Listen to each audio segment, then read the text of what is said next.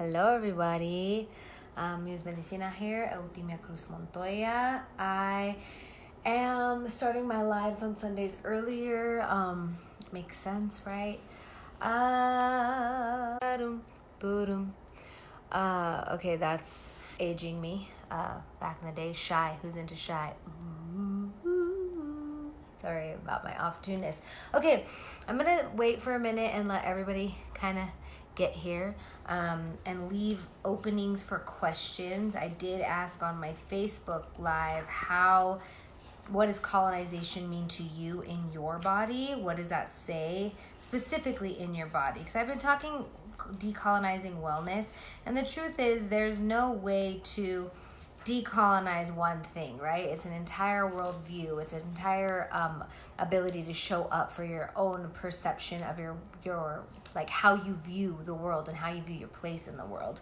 And as many of you know, this is a time of great awakening for many of us, right? For all of us. That is why Voldemort is in office, and that is why there's so many atrocities. Where there's great light, there's great shadow, and vice versa. So we are in the process of unlearning, of being able to ask ourselves, what is it how are we going into the future? How are we living? What are we teaching our children? And how are we reclaiming parts of ourselves? So tonight I want to talk decolonizing our bodies. So anybody who's on right now, welcome. Thank you for being here. I invite you to respond to the question, what is your body colonizing look like? What does that look like for you? I'll give it a moment. I'm going to jot some things down if you have a paper, and then we can talk about it. We can talk about it, and we can talk about how that is directly related to your wellness.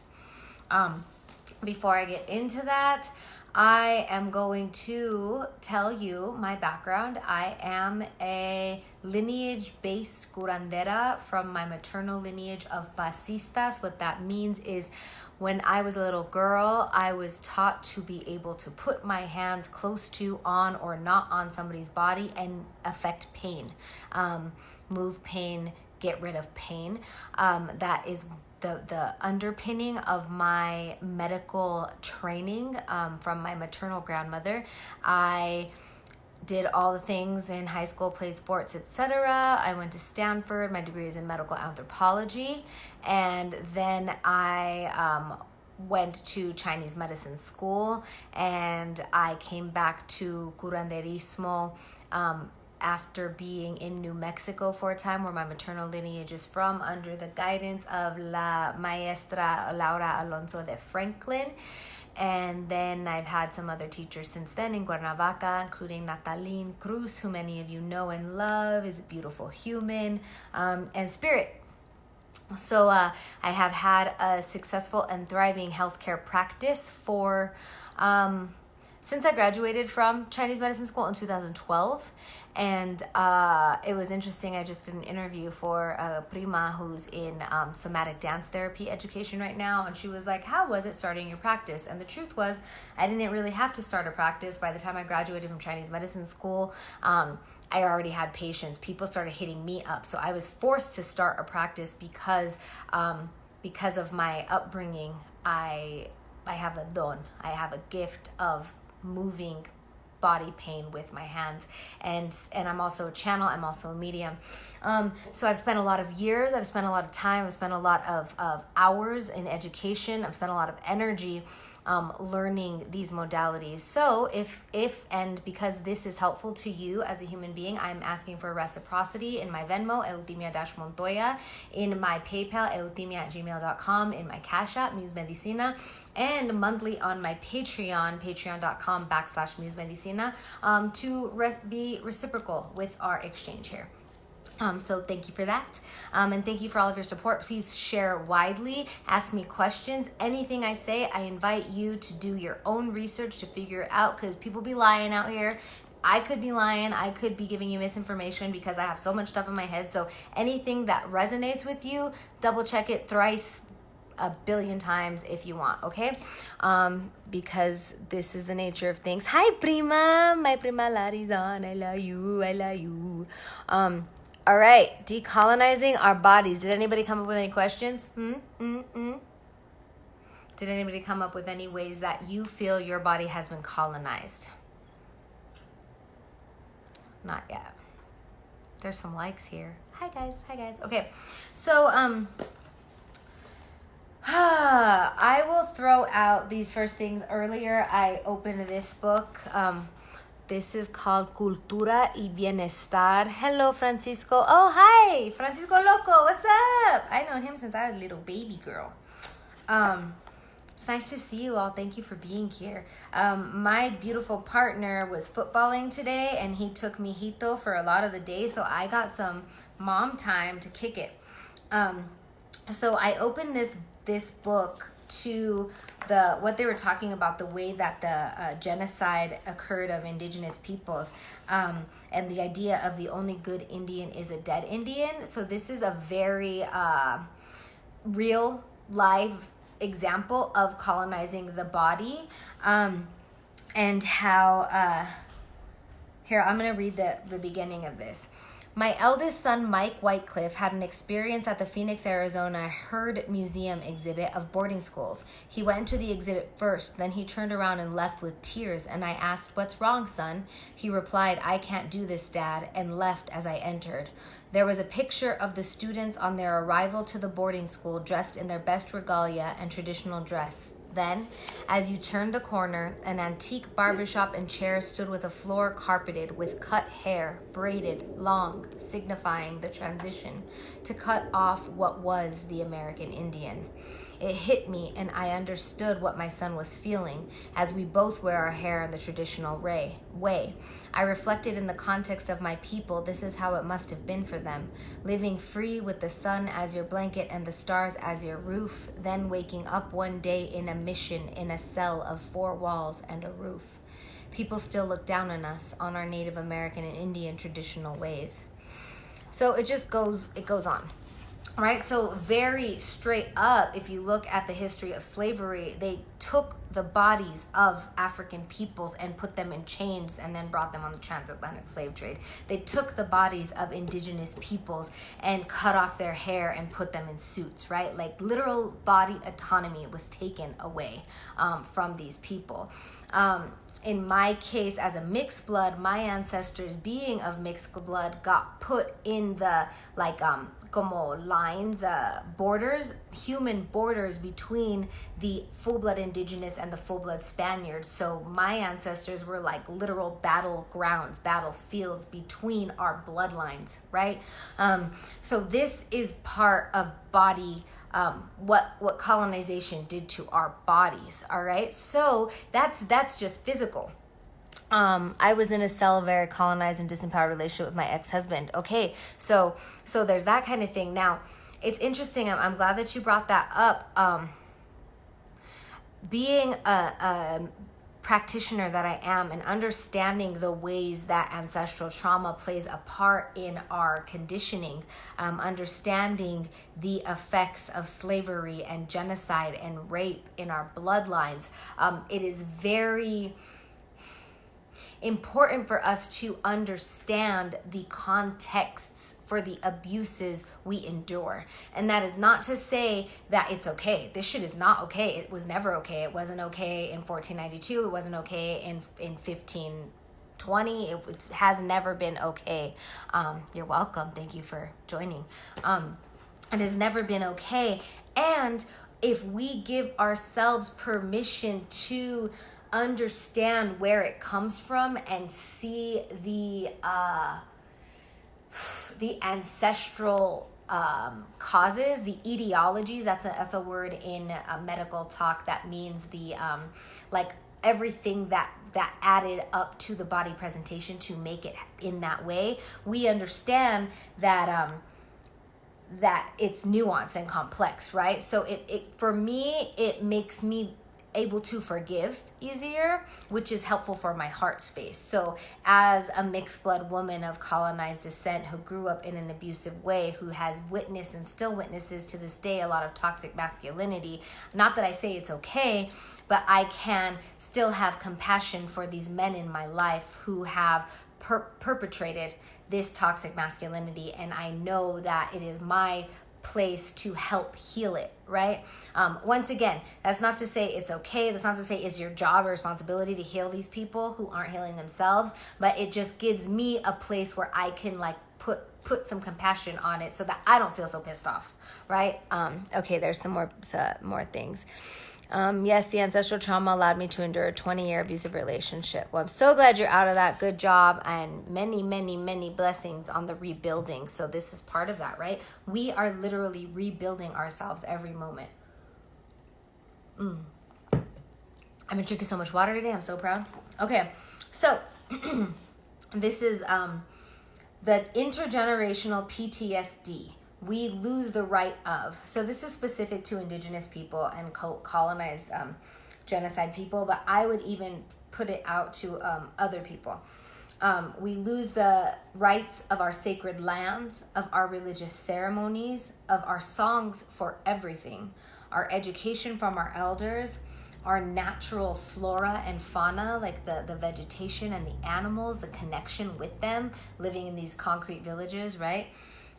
Community of the village, of our spirituality. We lose the rights of our children and rights to our own foods. So we can see that nowadays, right? Even though we consent to our children going to school, what do they learn in those schools? I remember getting in trouble in high school for refusing to revere or say anything good about Andrew Jackson because he was the man who said the only good Indian is a dead Indian, and F that guy. And the old white lady, I can't remember her name, and I think that's a thing. She got real mad. I got put in the office, and I was indignant as fuck. I'm like, nah, fuck you guys. Fuck that guy. Fuck that guy. Fuck you guys. So it even in our school system, we have to turn our children over to singing this song, "Oh Say Can You See" by the Dawn's Early Light, basically talking about the forced occupation of indigenous lands and the forced occupation of Black bodies here on Turtle Island in America, right? You're awesome. I love your work. Thank you very much. Okay, what book are you reading from? This is called Cultura y Bienestar. It is by Mesoamerican-based healing and mental health practices. I believe, it's written by all these homies down here. I don't know if you could see, but you can find it, Cultura y Bienestar. I think I got it from one of the writers, this guy, Ricardo Carrillo. He just came to Denver at MSU. My mom got me this a while back. Okay, so we're decolonizing our bodies. All right, so we have to realize, one, the kind of forceful submission we went into as colonized humans, as the ancestors of the formerly enslaved, the ancestors of those genocided upon, the ancestors of people who had all of our own agency in our bodies taken from us. We have to understand what that means, and on a physical level. So physically, we'll just keep it real, trauma response, cortisol levels, right? Hello, Ramonista. Hi, love. Physically, trauma response. If we're in an abusive relationship and you're used to like living fight or flight, like getting hit, repressing our anger. Okay, if we're getting mad, but if you showed any anger, you would be immediately subjugated physically with physical trauma that exists in our bodies, right? So, and other things. I see clinically a lot of menstrual and womb issues go from the repression of our anger based on the liver. The liver is the organ that is responsible for our anger or our right action.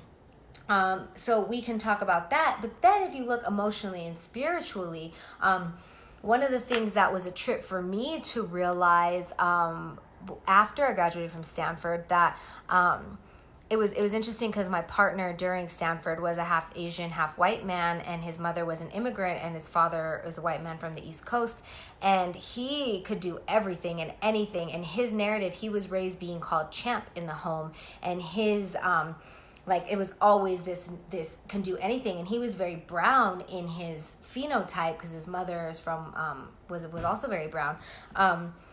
But he had his upbringing was extremely go get 'em, take everything, right? Very white, if you will, in America. No offense to that, but that's just the way the the belief systems of ability, the entitlement, if you will.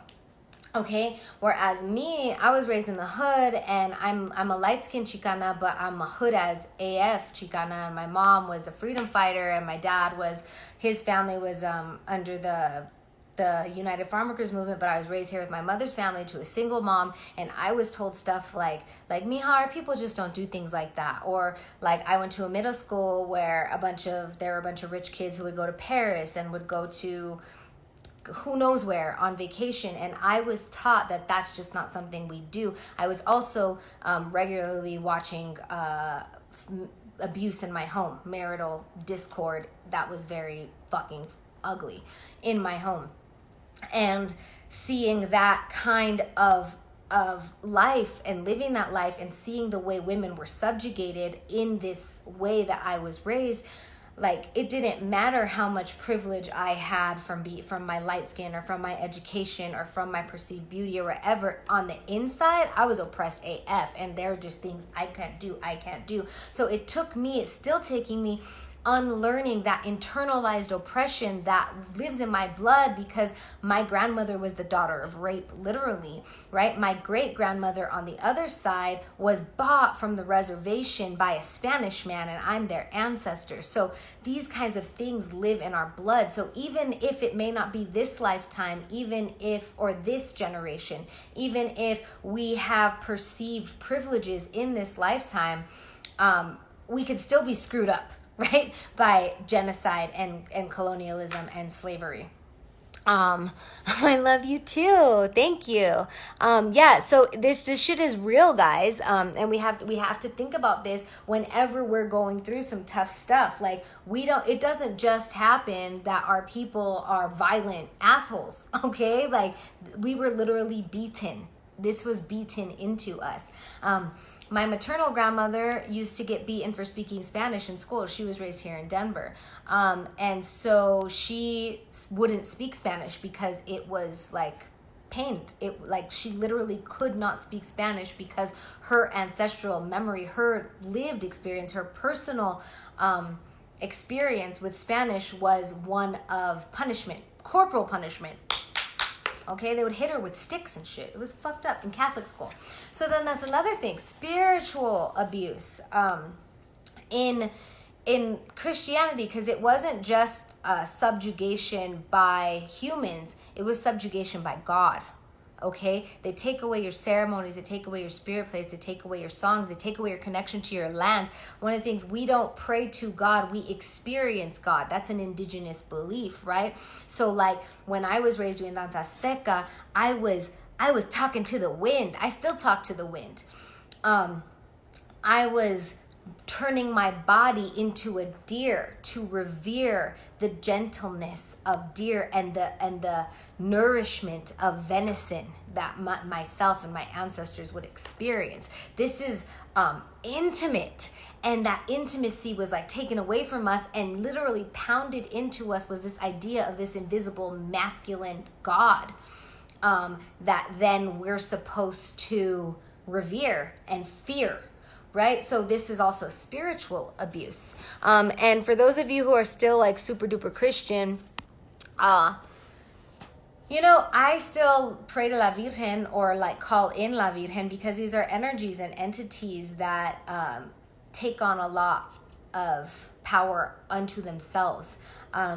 Like the wind, like the rain, right? La Virgen, my mom told me when I was a kid, and I would get nightmares because I've always been a seer, so I would see all the stuff. She said that if you imagine yourself in the blue cloak of La Virgen, you're safe. So I would do that.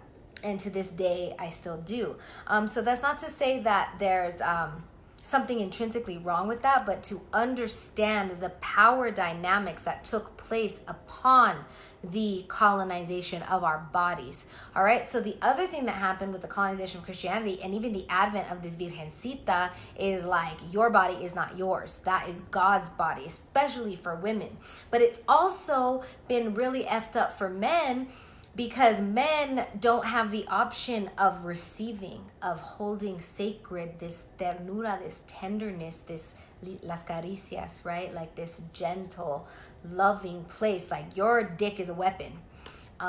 Your dick is a birthright, right? Like, your sex is, I don't even know how, like, there's no words for that, right? You have been stripped of your ability to be gently intimate and loving and holding, of your yin capacity, which is where we get this effed up binary that isn't serving anybody, right?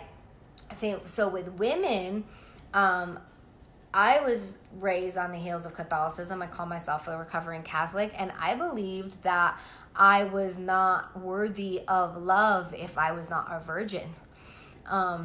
So when I waited until I was 18 to have sex, and then I had like I was like all mental about it for a couple of years until I came home from my second year of college, and I was like, I do what I want. I'm a woman. But I had to unlearn all of this shame. And actually, until I was pregnant and I had a baby, I didn't even realize how much shame was still left around about my sexuality, based on these colonial belief systems, archetypes, of the virgin whore dichotomy, of the ownership of women by these men, much like the men own the land, right? There's so much to talk about in colonizing our bodies. So I'm going to take a moment. Does anyone have any questions or comments to add? And I'm going to go back through these comments. Thank you all for joining me.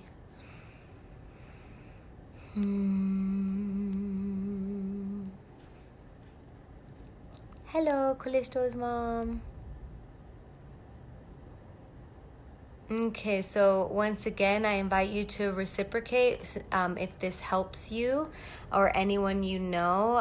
Venmo, Eutimia-Montoya, PayPal, eutimia@gmail.com, Cash App, Muse Medicina, and Patreon. You could donate $2 a month, patreon.com/Muse Medicina. Help support this medicine work, help support our collective liberation. Okay, so nobody asked me any questions, but thank you all for joining. Symptoms of colonial mindset in our body. Thinking that we are owned by someone else. That's why Spanish, we men need conquistar our women, right?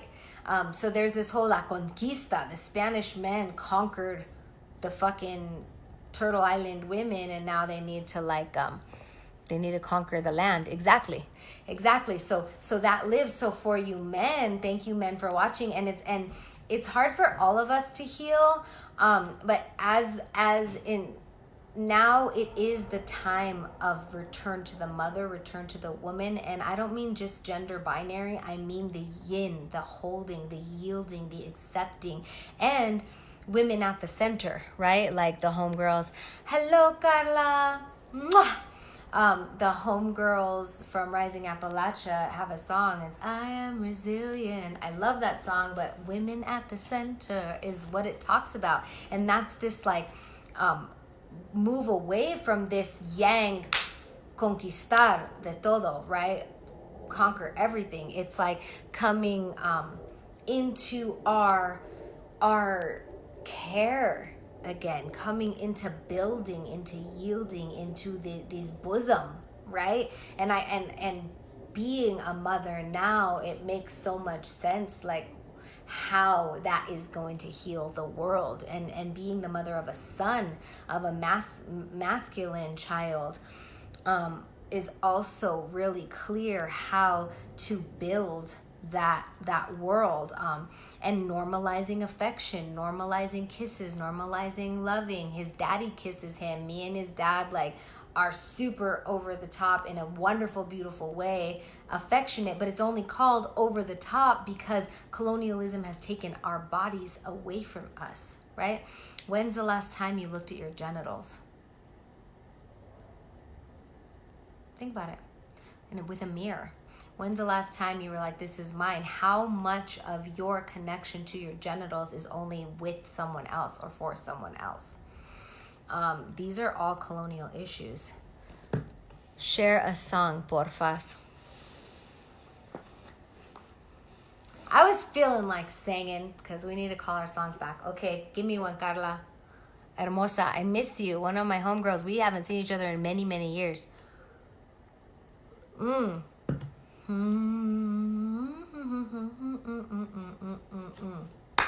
Song about seeds. Okay, I'll share it at the end.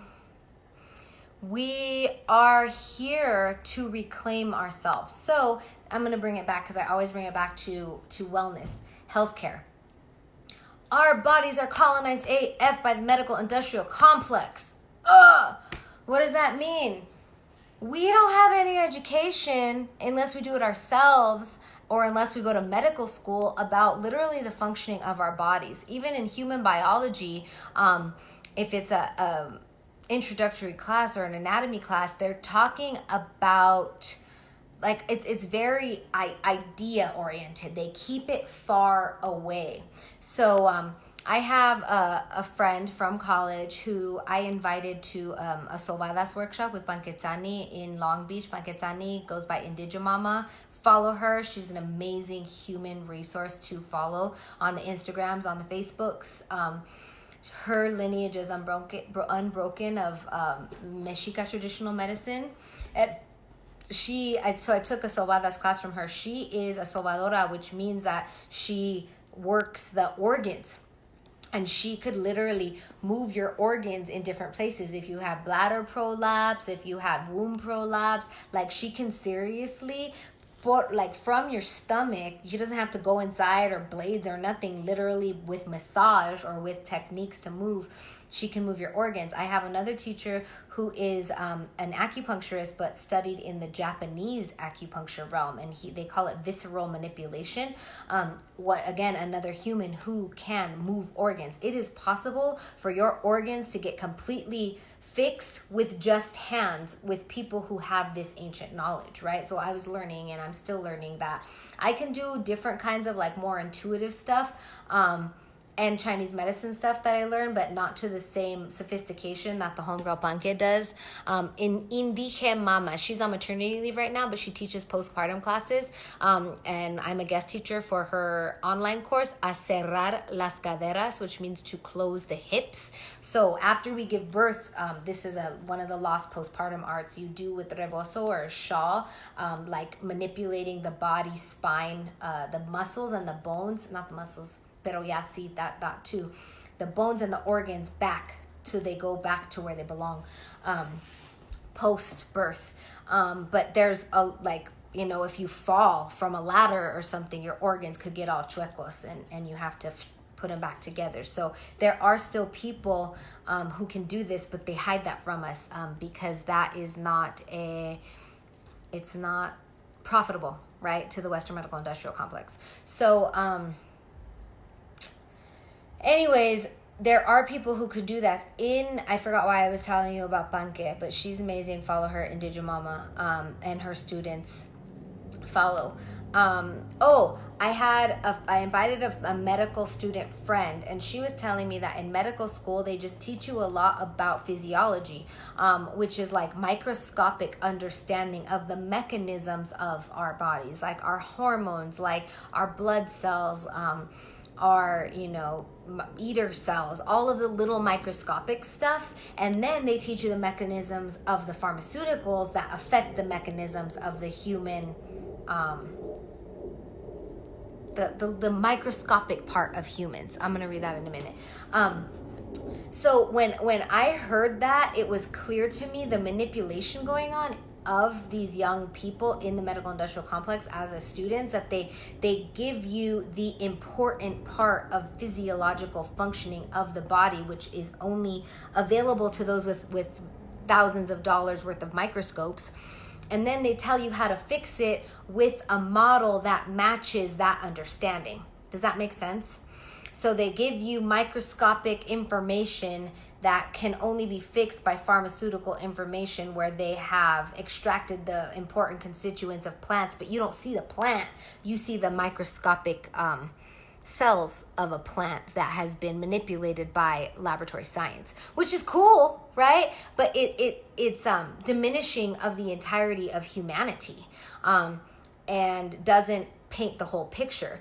Whereas someone like myself sees a human, right? They come in, I don't have a microscope or a test tube or anything like that. I'm going to come in, I'm going to see the shine of their eyes. I'm going to see the color of their skin, as in, like, is there a yellow tint or a red tint? Are there popped blood vessels? Is there red irritations? Are they kind of purple? Are they dark? Are they angry? Etc. Right? So you look at the whole person, and furthermore, you say, what's your life? What are you eating? Who are you around? What's your background? What was your childhood like? What's your libido like? Etc. And so on and so forth. Open armpits. Hi, this is my first time listening, but I've been following for a while. Can you provide an introduction? If you did, my apologies. I actually did a really great introduction back at the beginning. My name is Eutimia, Timi, they call me. I'm East Sider from Denver, and I do healing work. So, yeah, you could also go to my website, musemedicina.com, and there's all kinds of information about me. But the first page says I'm not taking one-on-one clients right now. I've had a long time of practice with lots of patients. I've treated thousands of patients, but I'm momming full-time and I'm breastfeeding, so I'm not trying to, like, intermingle my energy spiritually with the people like I was before, at least right now. So, por un rato, I'm taking a break. Open armpits. Yeah, I stopped shaving, part of decolonizing my body, because fuck your beauty standards. I don't shave anything anymore, unless I want to. I was really, like, bummed when I was pregnant and I was, like, looking at birthing videos and, like, everybody's vagina is all shaved. I'm like, but why though? You know? I'm like, you know, free the bush. Free the bush. Oh yeah, you're from Montbello. Hey. Yeah, take a look at my website, y'all. musemedicina.com, and feel free to support me monetarily at Muse Medicina Cash App, Eutimia-Montoya, Venmo, and PayPal, eutimia@gmail.com, to reciprocate my emotional, spiritual, intellectual labor and all my years of expertise doing this stuff. I don't know why I had to be a Western. It's hard for me to ask for money, but I deserve that shit. So, you know, I deserve it. I'm good for it. We're talking about colonizing the body. Okay, so the Western Medical Industrial Complex, yo. You go into an office, you know nothing about your body or its physiological function, and then this person with all these degrees, who probably doesn't look like you, says, this is what you need, and if you don't do it, your baby's gonna die. Or if you don't do it, you're gonna die. Or actually, let's test you for this really horrendous disease and make you really scared about it. And then we're going to give you a really expensive treatment that might work. It might kill you, but it might work. Okay? I'm writing my dissertation on how colonial belief systems are perpetuated in public U.S. elementary schools via binary ideology, like separating the world into living and non-living, and how damaging. Yeah, thank you for that work. Please let me know how it goes. That's awesome. Aquí vamos. One word. So medical industrial wise, and you know, it's been really annoying, honestly. I get annoyed about a lot of things because I'm like, pues really, dudes, come on. I was raised in an Aztec dance group. I was raised in post-colonial resurgence of indigenous culture via the Chicano civil rights movement, right? And so, yeah, feel you, Steph. And the thing is, in that I've realized now, even on reservations where there's full-blood indigenous people practicing these indigenous ceremonies, the colonized mentality is still so heavy, like the patriarchal mentality, like the cover-up mentality. If you're not married, you're not valued here, is something that was a big deal when my mom was, you know, chicanita with 2 kids, single on the res for Sundance, and the married women, nobody lifted a finger to help her because she wasn't married, with 2 little kids, and she was expected to do all the stuff that the married women didn't have to do. How patriarchal is that? Plus, I mean, I don't know a lot of the pre-colonial marriage models or what marriage signified or how that worked. I know for the Pueblo people, which I also have ancestry from, there were married states, but you could like leave that at any time. I know the Dene still, like, the woman owns everything. In the Taos Pueblos, the women are the ones who make the homes.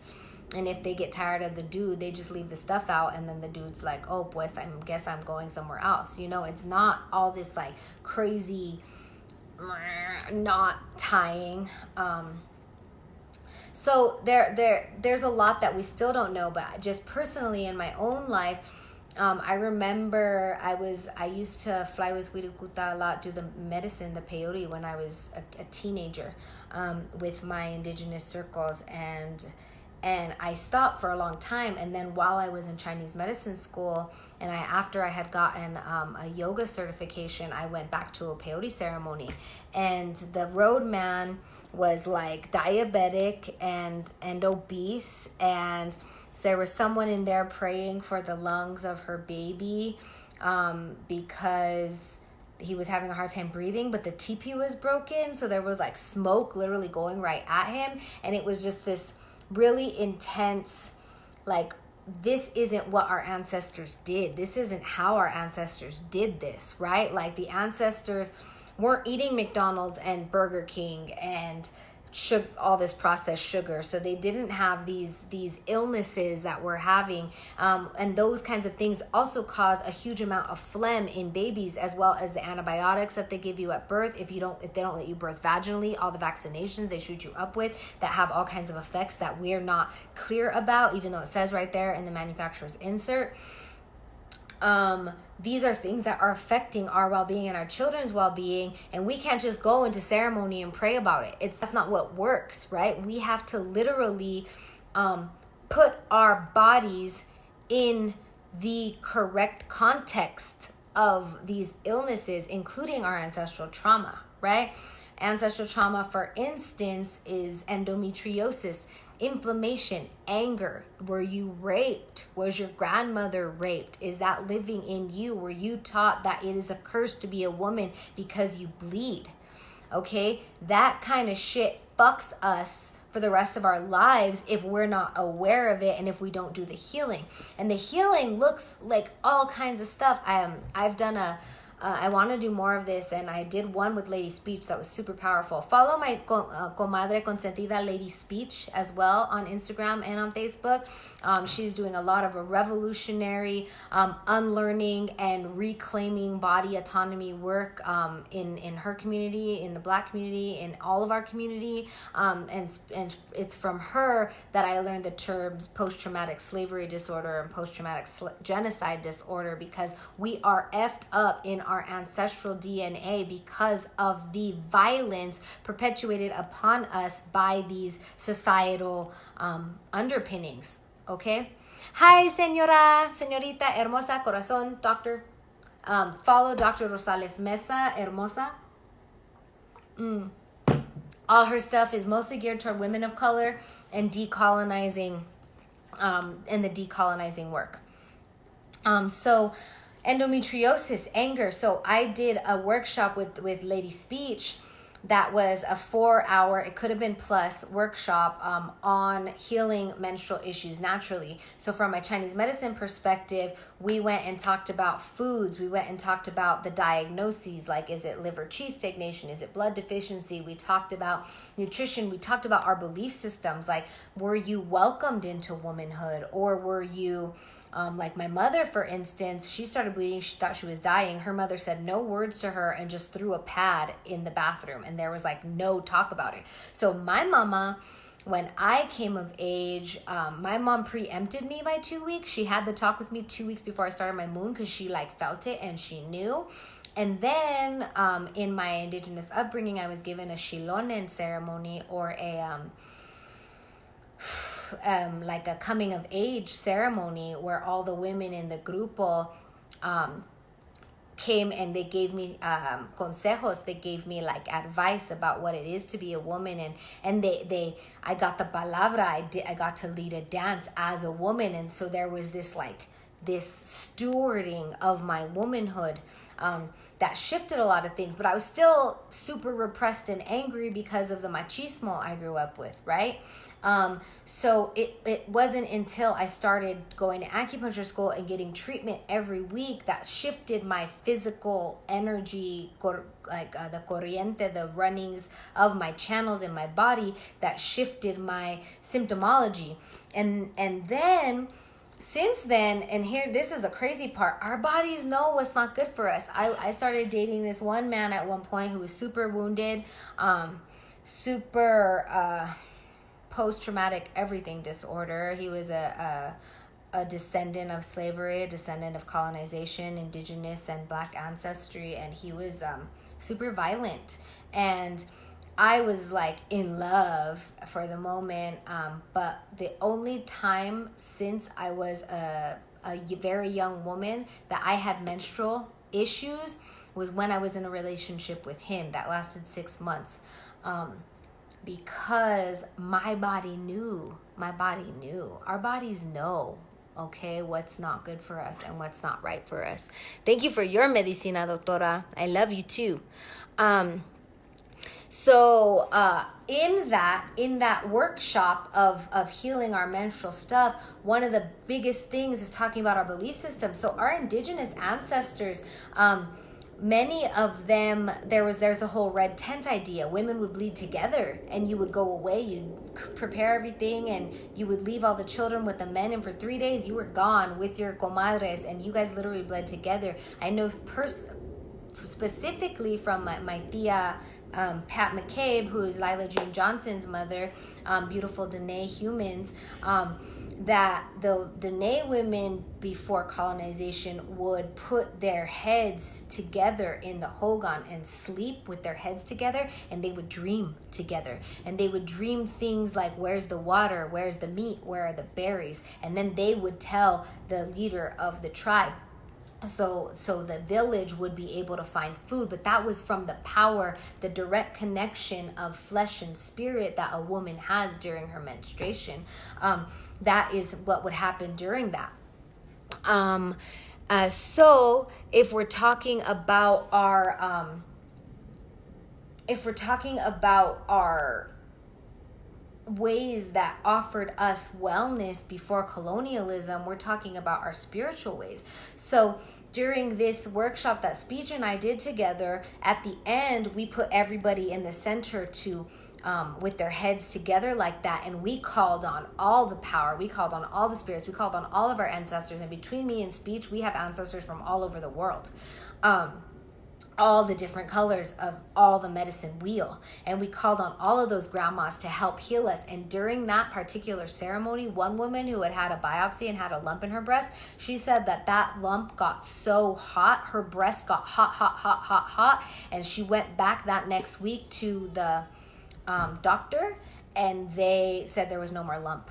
So this is the kind of thing, this is holistic treatment, right? We understand the belief systems, we understand the history, we understand the physiology. What is our body doing, and how come this is blocked up, and our belief systems and emotions around it matter. And then we call in the big ones, we call in the higher power, we reconnect to our spiritual understanding. And that's not necessarily God or Yahweh or whatever you believe it might be, but it is the great that is greater than you and greater than me, right? But we've forgotten how to connect right to there, because another thing colonialism did is they put a middleman between you and the great. Nah, the priest knows, the chief knows, like you can't go to the river and get healed because you don't know how to pray. That's not true.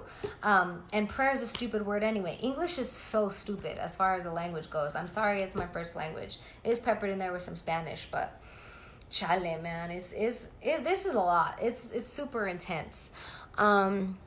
Okay, so I just heard my baby wake up, and my baby daddy has been such a champ today. Are there any questions, or does anybody have anything to say or add?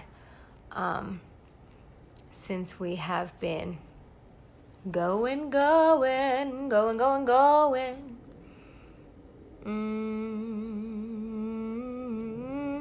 right, so thank you all so much for joining me. Again, I'm Muse Medicina.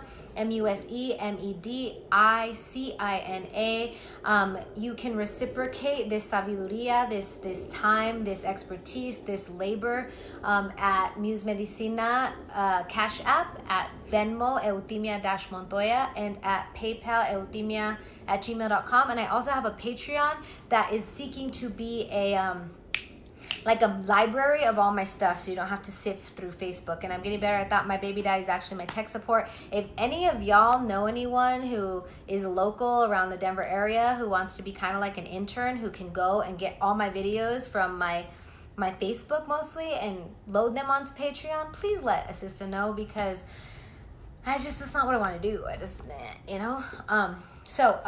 Okay, pues I'm gonna sing y'all a song because la hermana Carla asked me. Where can I? Papa, will you bring me a drum? Yes, ma'am. I'll bring you the big one, Yeah, that works. My baby daddy gonna bring me. How are fungus infections a reflection of energetic cargas? Oh, that's a great question. So in Chinese medicine, we would see fungus as dampness. Thank you, my love. Do you need a Hi, mallet? Hitos. You need a mallet? No. But it depends on where it is, and where that, to me, fungus, especially like on the big toe, for instance, is like cloudy. This is like your head and neck, and shoulders. It would be like a cloudy head, like a too many disempowering thoughts, heavy thoughts. Okay, if there's fungus in your genitals, again, that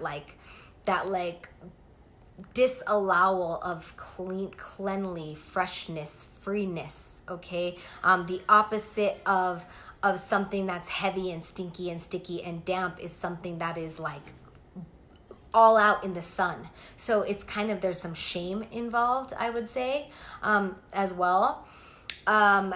In general, what I would do if like fungus on the feet, for instance, I would do a warm foot bath every night with a few drops of lavender or tea tree oil and maybe some salt. Stop eating too much sugar, no alcohol, no bread, no pasta. A lot of our illnesses can be fixed, including PCOS and all kinds of things, by not eating breads and pastas and sugars and processed meats, processed foods. But standard American diet, sad. It's effed up. So much, guys, so much. One of my homegirls, Bianca McCon, she's a beautiful artist and does a lot of work in the mental health world. I was performing one day and she told me, just plant some seeds and let them water. Like, whoever wants to water them will, but your job is to plant the seeds. So, yep, yeast infection too. Also, yeast, I want y'all to know that taking too many antibiotics, yep, that's my PayPal, thank you.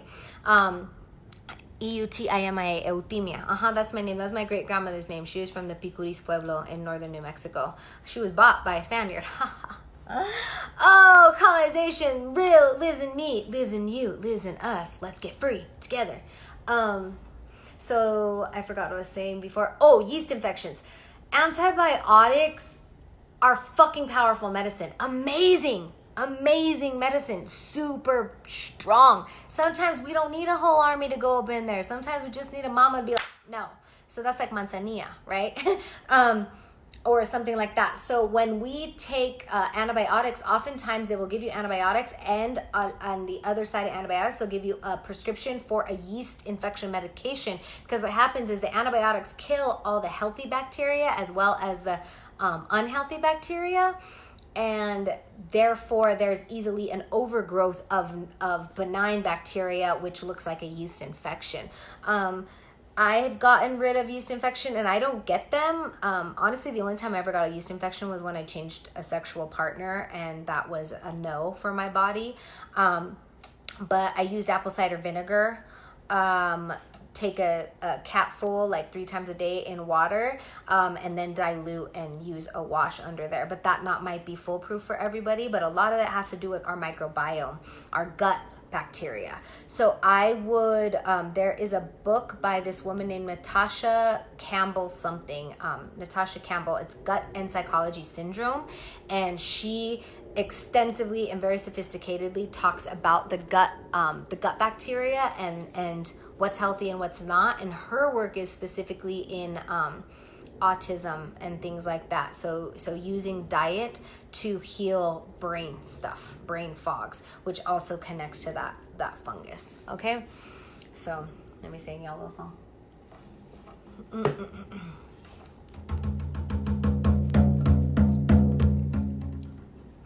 Yo planté una semilla en la tierra, madre mía. Yo planté una semilla en la tierra, madre mía. Hey ya, hey ya, hey ya, hey ya, wee. La tierrita la cuidó y del cielo y agua dio. El sol con su energía le dio vida a mi semilla. Hey ya, hey ya, hey ya, hey ya, wee. Al pasar de los días fue creciendo mi semilla. Con trabajo y con amor, mi semilla se hizo flor. Hey ya, hey ya, hey ya, hey ya, wee.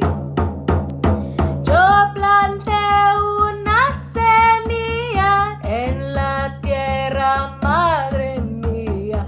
Yo planté una semilla en la tierra, madre mía. Hey ya, hey ya, hey ya, hey ya, wee.